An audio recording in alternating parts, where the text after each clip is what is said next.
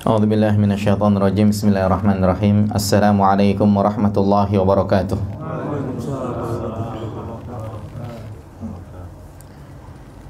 Alhamdulillahirabbil alamin. Wassalatu wassalamu ala asyrafil anbiya'i wal mursalin Sayyidina Muhammad ibn Abdillah alaihi afdalus salati wa atammut taslim. Ashhadu an la ilaha illallah wahdahu la syarika lah wa ashhadu anna Muhammadan abduhu wa rasuluhu la nabiyya ba'dah. Amma ba'd. Para jamaah yang dimuliakan oleh Allah Subhanahu wa taala, pada kesempatan malam hari ini, hari Senin tanggal 15 Ramadan tahun 1445 Hijriah atau 25 Maret 2024. Yang pertama, kita bersyukur kepada Allah Subhanahu wa taala yang telah memberikan berbagai macam kenikmatan kepada kita semuanya, sehingga kita bisa menjalankan berbagai macam ketaatan kepada Allah Subhanahu wa taala. Mudah-mudahan Allah Subhanahu wa taala senantiasa menerima amal ibadah kita semuanya. Kemudian para jamaah yang dimuliakan oleh Allah Subhanahu wa taala, sekarang kita tidak terasa sudah hampir lewat separuh Ramadan dari kita. Dan kita lihat faktanya di lapangan, banyak orang-orang yang mereka melalaikan Ramadan. Mereka tidak merasakan bagaimana nikmatnya puasa. Mereka tidak merasakan bagaimana nikmatnya tarawih. Mereka tidak merasakan bagaimana nikmatnya ngaji Quran dan ibadah-ibadah yang lainnya. Sepertinya buat mereka Ramadan bagaikan hari-hari yang lainnya. Makanya kita saksikan banyak ustadz-ustadz, banyak dai, banyak guru-guru dan tokoh-tokoh yang mengingatkan jangan sampai melewatkan momen Ramadan. Karena dalam hadis sahih Nabi SAW mengatakan ragima anfu, ragima anfu, ragima anfu, rugi, rugi, rugi. Ya, man adraka Ramadan thumman salakh falam yughfar lahu, au kama qala sallallahu alaihi wasallam. Yaitu orang yang ngalamin bulan Ramadan, Ramadannya beres tapi dia nggak dapat ampunan. Maka agar Ramadan kita maksimal, ada satu cara, yaitu dengan kita membayangkan jangan-jangan ini Ramadan terakhir kita. Nabi SAW mengatakan dalam hadis sahih, aktsiru dzikra hadhimil ladzat. Kalian harus memperbanyak mengingat penghancur kenikmatan. Dan yang dimaksud dengan penghancur kenikmatan adalah kematian. Sama Nabi SAW kita disuruh memperbanyak ingat mati. Karena kematian adalah penghancur kenikmatan. Lagi nikmat-nikmat tahu-tahu mati. Maka dengan kita membayangkan jangan-jangan ini Ramadan terakhir kita, insya Allah ibadah yang dilakukan bakalan lebih maksimal. Nabi SAW mengatakan dalam hadis sahih, dalam hadis Abu Hurairah radhiyallahu anhu, riwayat Bukhari dan Muslim, salatul rajuli fi jama'atin salatnya laki-laki berjamaah tudha'afu ala salatihi fi baitihi wa fi suqihi, itu berlipat-lipat pahalanya daripada salat di rumahnya, daripada salat di tokonya, di pasarnya, khamsan wa ishrina di'fan, berlipat-lipat sampai 25 derajat. Dalam hadis riwayat Ibnu Umar, hadis Bukhari Muslim, Rasulullah SAW mengatakan salatul jamaati, salat berjamaah, tafdulu salatal fadhi bi 27 darajah, lebih afdol daripada salat sendirian 27 derajat. Maka ketika kita membayangkan jangan-jangan ini Ramadan terakhir kita, insya Allah kita bakalannya lebih bersemangat lagi. Kemudian juga dalam hadis tentang fadilah Ramadan, man qama ramadhana imanan wahtisaban ghufira lahu ma taqaddama min dzambi, barang siapa yang menghidupkan bulan Ramadan dengan penuh iman dan mengharap pahala dari Allah, dia menghidupkannya tidak keberatan, tapi dia menghidupkannya dengan penuh iman, mengharap pahala dari Allah, maka dosa-dosanya yang telah lalu akan diampuni. Ketika dia membayangkan jangan-jangan ini Ramadan terakhir buat dia, maka insya Allah menghidupkan bulan Ramadannya bakalannya lebih maksimal. Kemudian dalam hadis Utsman bin Affan radhiyallahu anhu, Rasulullah sallallahu alaihi wasallam mengatakan, man shallal isya fi jama'atin faka'annama qama nisfal lail. Ya, barang siapa yang dia salat isya berjamaah, maka seakan-akan dia salat setengah malam. Wa man shallas subha fi jama'atin faka'annama shallal laila kullah. Barang siapa yang salat subuh berjamaah, seakan-akan dia salat semalaman. Berarti totalnya salatnya semalam setengah.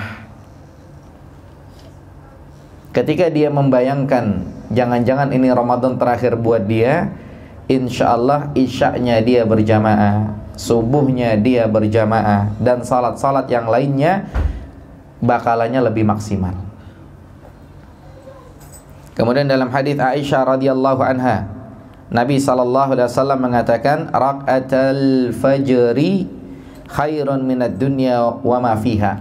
2 rakaat qabliyah subuh lebih baik daripada dunia dan seisinya. Lebih baik, lebih mahal daripada tabungan kita, daripada rumah kita, daripada mobil kita. 2 rakaat sebelum subuh. Bahkan disebutkan Nabi SAW tidak pernah meninggalkannya. Kelewat sama beliau diqadha. Maka ketika kita membayangkan jangan-jangan ini Ramadan terakhir kita, bakalannya kita bisa lebih maksimal lagi. Karena hadirnya kita di dunia ini intinya adalah untuk beribadah kepada Allah. Allah mengatakan dalam Quran surat Adz-Dzariyat ayat 56, "Wa ma khalaqtul jinna wal insa illa liya'budun." Tidaklah aku ciptakan jin dan manusia kecuali agar mereka beribadah kepadaku. Ini proyek besar dari Allah. Kita hadir untuk ibadah, dan sama Allah kita dikasih modal. Cuman modalnya dikit, 63 tahun. Nabi SAW mengatakan, a'maru ummati baina sittin ila sab'in wa qalilun man yajuzu zalika. Umur umatku kisarannya 60-an sampai 70-an, sedikit yang lewat. Maka dari itu kita perlu konsep bagaimana caranya dengan modal yang sedikit ini dapat pahala sebanyak-banyaknya. Di antaranya yang tadi disebutkan. Atau mungkin yang lainnya ada disebutkan dalam hadis Abu Umamah radhiyallahu anhu. Rasulullah sallallahu alaihi wasallam bersabda, hadis riwayat Tabarani, disahihkan oleh Syekh Albani rahimahullah, man goda ilal masjid siapa yang berangkat ke masjid, la yuridu illa an yata'allama khairan, dia tidak menginginkan yang lain kecuali ingin belajar kebaikan, au yu'allimahu, atau mungkin dia pengen mengajarkan kebaikan, kana lahu ka'ajri hajin taman hajjatuhu, maka pahalanya seperti naik haji, hajinya sempurna. Artinya ketika orang berangkat ke masjid pengen hadir kajian, maka ibaratnya kayak naik haji. Jadi kalau kita berangkat ke masjid, mungkin kalau waktunya sholat ya pengen sholat kali ya. Dalam riwayat lain, ketika sholat tuh pahalanya seperti haji juga. Maka mungkin besok insya Allah di malam-malam i'tikaf di musola ini, dimulai hari Sabtu yang akan datang, ada kajian i'tikaf namanya jam 11 malam. Jadi kalau kita berangkat dari rumah jam 10 malam, ditanya sama tetangga mau kemana? Mau naik haji. Karena apa? Dalam hadis tersebut Nabi SAW mengatakan orang kalau ke masjid niatnya antara dua, belajar kebaikan atau mengajarkan kebaikan, ibaratnya kayak naik haji, hajinya sempurna. Maka di sini kita bersemangat, dan bisa jadi itu masuk kategori menghidupkan bulan Ramadan. Dan menghidupkan bulan Ramadan tidak hanya sebatas dengan sholat malam saja. Kita bisa dengan taklim, pengajian, bisa dengan baca Quran, berzikir dan yang lainnya. Sama dengan hadis Nabi SAW. Dalam hadis riwayat At-Tirmidzi disahihkan oleh Syekh Albani rahimahullah, Rasulullah SAW mengatakan man fattara sa'iman, siapa yang ngasih iftar kepada orang yang berpuasa, kana lahu mithlu ajrihi, maka buat dia pahalanya kayak pahala orang yang berpuasa, ghaira annahu la yanqusu min ajri saimi syai'an, tanpa dikurangi pahalanya orang yang berpuasa sedikit pun. Di sini dikatakannya man fattara sa'iman, siapa yang ngasih iftar. Kita kalau belajar bahasa Arab, iftar ini sarapan pagi, fatur, sarapan pagi. Nah, sebagian orang pahamnya ngasih bukaan sama orang yang berpuasa. Barangkali itu salah satu pendapat para ulama. Akan tapi sebagian ulama mengatakan bahwa di sini bahasanya memberikan iftar, tapi masuk fadilah di dalamnya, walaupun memberikan snack ba'da tarawih, atau memberikan snack orang-orang yang i'tikaf, atau memberikan makan sahur, maka insya Allah dia masuk fadilah, mendapatkan pahala seperti orang yang berpuasa. Bahkan Nabi SAW disebutkan ketika Ramadan, beliau kebaikannya itu, semangatnya itu lebih kencang daripada angin yang bertiup kencang. Berarti kalau ibaratnya kita bahasakan nanggung bukaan, beliau juga siap untuk nanggung snack i'tikaf, makan sahur, kemudian bahkan untuk hadiah lebaran dan lain-lain. Jadi tidak dibendung kebaikannya.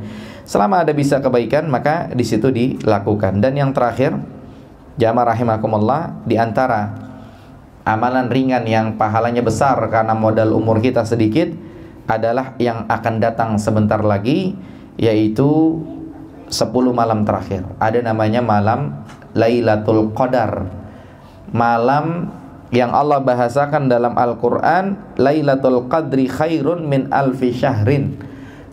Lailatul Qadar lebih baik daripada 1000 bulan. Maka bersemangatlah di detik-detik terakhir.